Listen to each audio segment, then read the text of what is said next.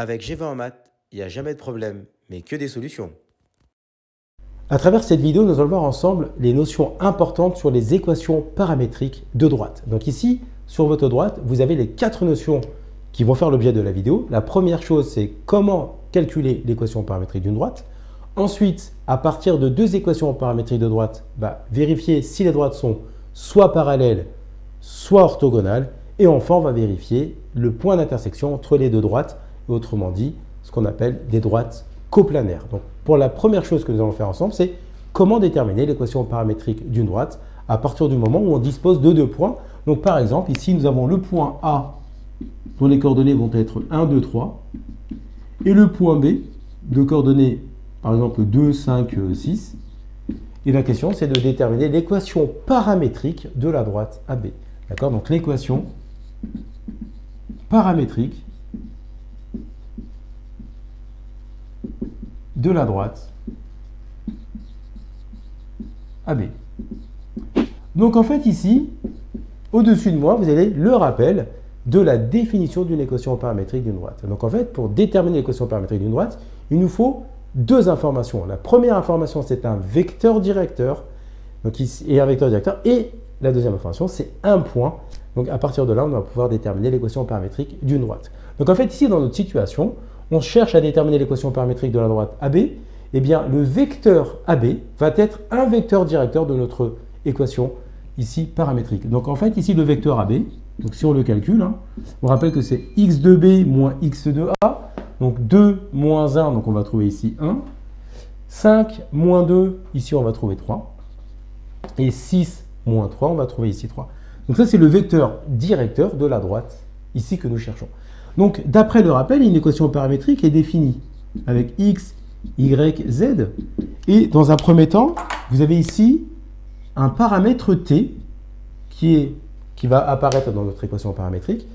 Et devant ce paramètre, ici t, qui est un réel, on va introduire un vecteur directeur de la droite. Ici, en l'occurrence, c'est la droite AB. Donc, un vecteur directeur de la droite AB, c'est le vecteur, par exemple, AB.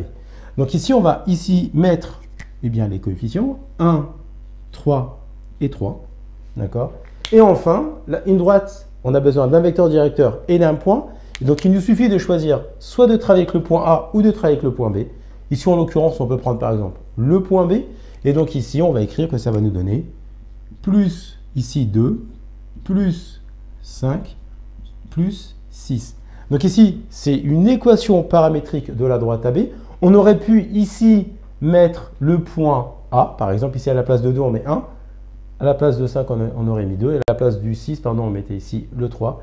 Et donc, ça nous donne ici l'équation paramétrique de la droite AB. Donc, les équations paramétriques il peut y en avoir une infinité d'écritures. Mais ce qui est extrêmement important de regarder, c'est le vecteur directeur qui doit être proportionnel à cette expression. C'est ce qu'on verra par la suite. Et ici, on peut avoir une infinité de points que nous pouvons mettre. Donc, ça, c'est la première chose que nous voyons. Comment déterminer l'équation paramétrique d'une droite. On va passer à la deuxième étape, c'est-à-dire maintenant, comment vérifier que 2 droites sont parallèles. Maintenant, nous allons voir ensemble comment montrer que 2 droites sont parallèles ou non. Donc ici, on définit 2 écritures paramétriques de 2 droites, donc la droite D1 et la droite D2. Et la question qu'on va se poser, c'est est-ce que les droites D1 et D2 sont parallèles?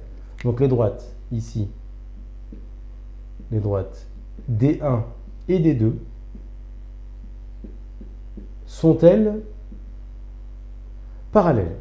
Donc en fait, ici, vous avez le rappel sur votre droite qui nous indique en fait que 2 droites sont parallèles, eh bien si les vecteurs directeurs entre eux sont collinaires. Donc la première chose que nous allons faire, c'est de définir les vecteurs directeurs de chacune des droites. La droite D1, nous allons appeler ici U1 le vecteur directeur de la droite D1. Le vecteur directeur, en fait, vous allez prendre la variable ici t et on va ici prendre les coefficients devant le t. Donc ici en l'occurrence, c'est le 2, le 6 et le moins 2. Donc ça, c'est le vecteur directeur. Un vecteur directeur de la droite, ici, D1. Et on va prendre du 2. Un vecteur directeur de la droite, ici, D2. Donc c'est la même chose, les coefficients devant le T. Donc 6, 1 et 3. 6, 1 et 3. Donc là, ici, nous avons nos vecteurs directeurs. Et là, maintenant, ce que nous voulons savoir, c'est est-ce que ces vecteurs sont collinaires ou non. Eh bien, en fait, ces vecteurs sont collinaires s'il existe un coefficient de proportionnalité permettant de passer de U1 à U2. Et donc, pour le déterminer, ce coefficient de proportionnalité, une des méthodes, eh bien, c'est de faire quoi? C'est de prendre le coefficient 2 et on va le diviser par 6. On va calculer d'une part 2 divisé par 6, donc ça on va trouver que c'est égal à 1 tiers. On va faire 6 divisé par 1, on trouve que c'est 6. Et on fait moins 2 divisé par 3. Donc on trouve que c'est ici moins 2 tiers. Et donc en fait ici, on remarque que les trois résultats de nos quotients sont différents. En fait, il suffit qu'il n'y en ait qu'un seul qui soit différent des autres. Automatiquement, on peut conclure qu'ici, il n'y a pas de coefficient de proportionnalité. Donc les vecteurs U1 et U2 ne sont pas ici collinéaires. Donc autrement dit, les droites D1 et D2 ne sont pas parallèles. La troisième notion ici, c'est de vérifier si les droites D1 et D2 sont orthogonales. Donc en fait ici, on rappelle que le vecteur directeur de la droite D1, c'est 2, 6, moins 2, c'est ce qu'on avait vu précédemment, hein, le coefficient devant le T. Et le vecteur directeur de la droite D2 ici, 6, 1, 3. Et donc, d'après le rappel qui est sur vos droites, deux droites sont orthogonales si le produit scalaire des vecteurs directeurs est nul. Donc en fait, ça veut dire qu'ici, on souhaite calculer eh bien, U1 scalaire U2. Donc on rappelle que le produit scalaire, eh bien, c'est la formule x, x' plus y, y' plus z, z', parce que nous sommes avec des coordonnées. Donc ça ici, c'est le x, ça c'est le y, ça c'est notre z, ça c'est x', y', z'. Donc la formule, on rappelle un x, x' plus y, y' plus z, z'. Donc ici, ça va nous donner tout simplement U1 scalaire U2. Eh bien, ici, on fait x, x', donc ça nous fait 2 fois 6, plus 6 fois 1, moins 2 fois 3. Donc on va se retrouver à la fin avec U1 scalaire U2, qui va être égal.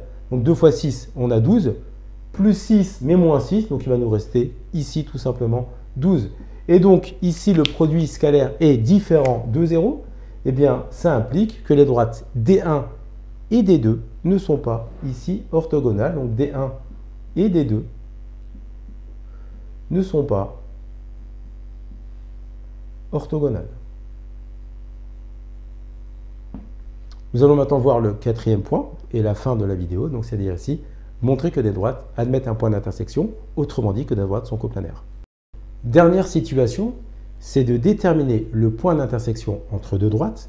Autrement dit, si on généralise la question, ça peut être posé, est-ce que les droites sont coplanaires? Donc en fait, on rappelle la définition, les droites sont coplanaires si elles sont soit parallèles ou si elles sont séquentes. Donc en fait, ici, on a deux droites, D1 et D2, donc avec chacun leurs paramètres. Donc ici, le T qui appartient à R et T', un autre paramètre qui appartient à R.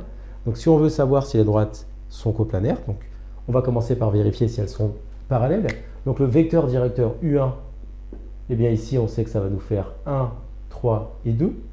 Et U2, ici, ça va nous donner 2, 1 et moins 1. Et donc en fait, ici, on vérifie facilement eh bien, que ces deux droites ne sont pas parallèles. Tout simplement pourquoi? Parce que si on fait le rapport 1 sur 2, il est différent du rapport 3 sur 1. Donc ici, ça signifie qu'il n'y a pas de coefficient de proportionnalité entre U1 et U2. Donc ici, les deux vecteurs n'étant pas collinéaires, eh bien les droites D1 et D2 ne seront pas parallèles.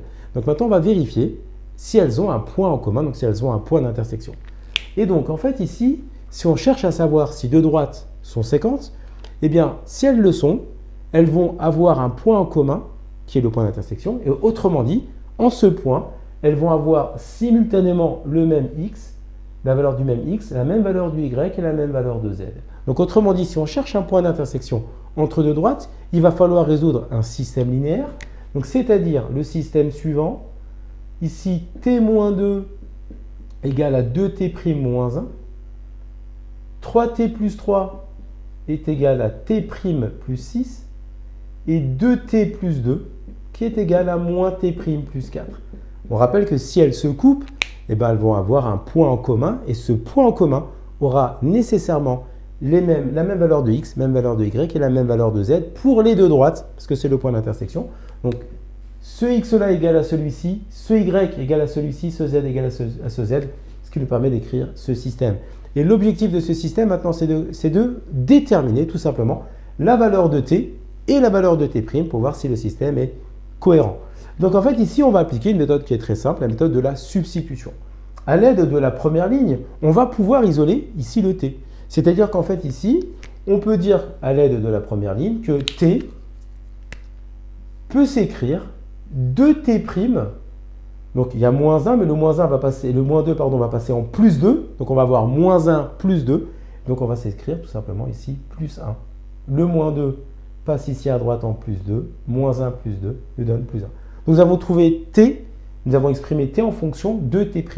Et maintenant l'objectif, ça va être de remplacer la valeur de t dans la deuxième ligne et la valeur de t dans la troisième ligne, eh bien par l'expression de t que nous avons exprimé en fonction de t', donc de 2t' plus 1. Donc ici, ça nous donne quoi? Je vais mettre un peu de couleur ici. Ça nous fait 3 fois, eh bien à la place de t, on écrit 2t' plus 1. Ensuite, plus 3 égale à t' plus 6. Et la dernière ligne, on fait la même chose. 2 facteurs, ici, à la place du t, on met 2t' moins 1.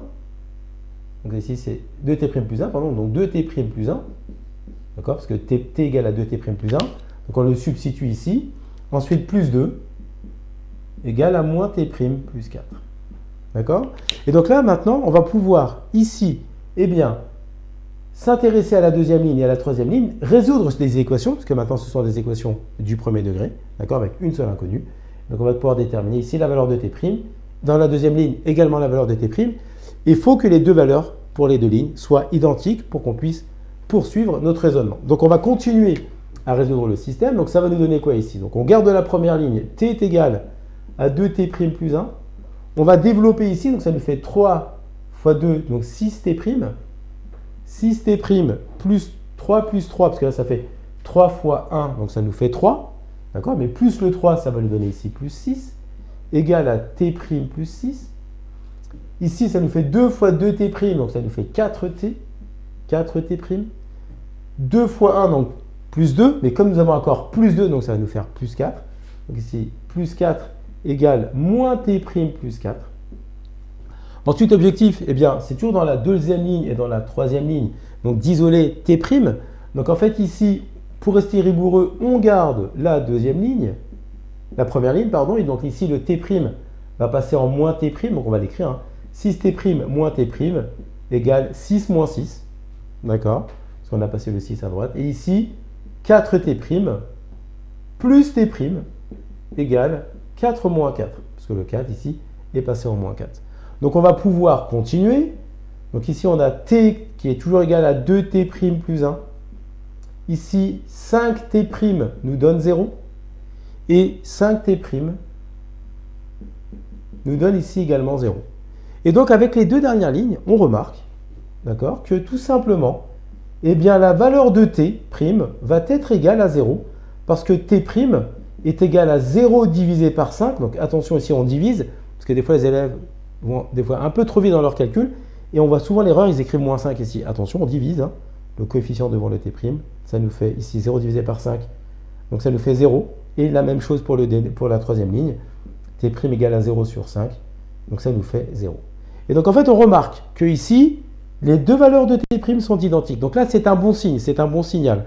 Si vous aviez eu deux valeurs de t' différentes, eh bien on va conclure que les droites ne peuvent pas être séquentes, parce qu'ici, il y a une incompatibilité dans notre système.